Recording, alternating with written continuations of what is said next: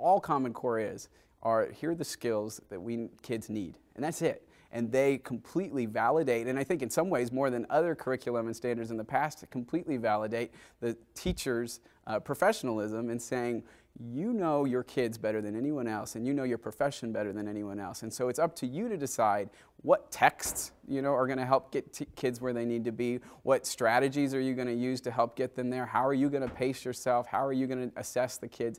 None of that is prescribed by Common Core at all. Part of the problem, part of the misnomers that are sometimes out there about Common Core is that people aren't actually looking and reading what the standards themselves say, and they're jumping to what other people are saying about it who've never even looked at it.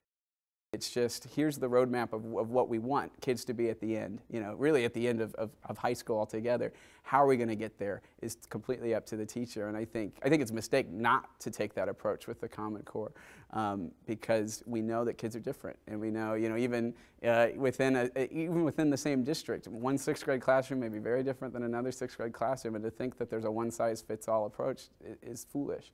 And so I think that's been one of the things that's refreshing about Common Core to teachers too, once they really get into it. The other thing I think it really helped us do, which I think, as teachers you're always trying to do, but sometimes we lose sight of the prize, is really ground everything we're doing in, is this helping kids for what's going to come next in life? And really making that the first question we ask on anything, why are we doing this? And if we can't answer that question well, then maybe we shouldn't be doing it anymore. And so I think it really has helped us kind of put things into perspective in that sense. Another benefit, I think, of Common Core, and again, it's something, that we've been saying for years in the research that's important, but I don't think because the standards weren't always aligned to it, because the assessments especially weren't aligned to it, was this idea of literacy for all, kind of a laser-like focus on literacy. And we know employers, without exception, year after year after year, what they say they're looking for in future employees is the ability to communicate, to read, to research. And so it only makes sense that in any course that you're doing, whether that's social studies, whether that's English, science, anything, that you would want to teach content with that sort of literacy perspective in mind. And I think our best teachers were always trying to do that, but we're sometimes having friction with other standards, or like I said, with a state assessment that was more knowledge-based and didn't really get at that skill level. And so we're really refreshed and excited, to have everything, again, kind of in line and backing up that mission that we think is so important.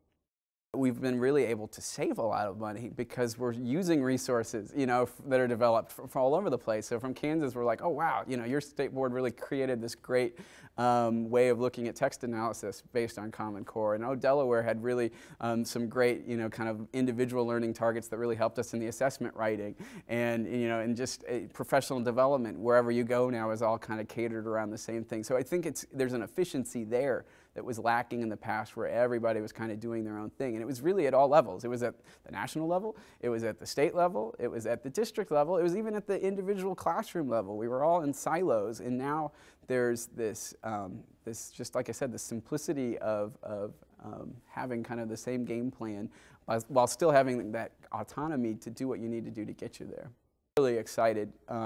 Because of our transient population, especially at elementary schools in Columbia, we have anywhere up to 30% of the kids may be moving around from school to school in a given year. It's really exciting to think about that maybe, just maybe, if everybody's kind of shooting for the same targets across, certainly across the district, but across the state, across the country, we won't have near the issues with those kids when they come in and try to figure out, well, where are you? And having to start from scratch, all over with some of those students.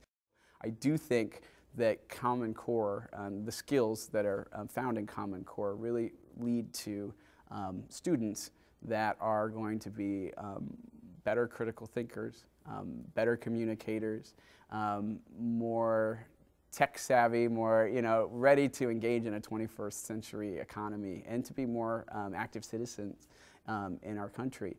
And I think, why wouldn't you want any of those goals?